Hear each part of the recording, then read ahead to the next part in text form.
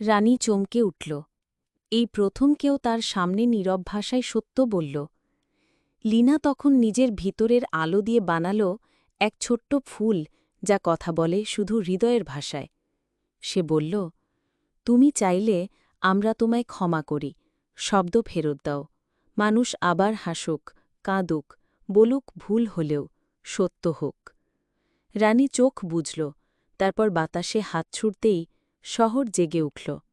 হাজারো কণ্ঠ ছাড়া থেকে ফিরে এলো, শিশুরা খেলল, মা ডাকল, পাখি গান গাইল, আর রাজ্য জুড়ে হাসির শব্দ ফিরে এলো।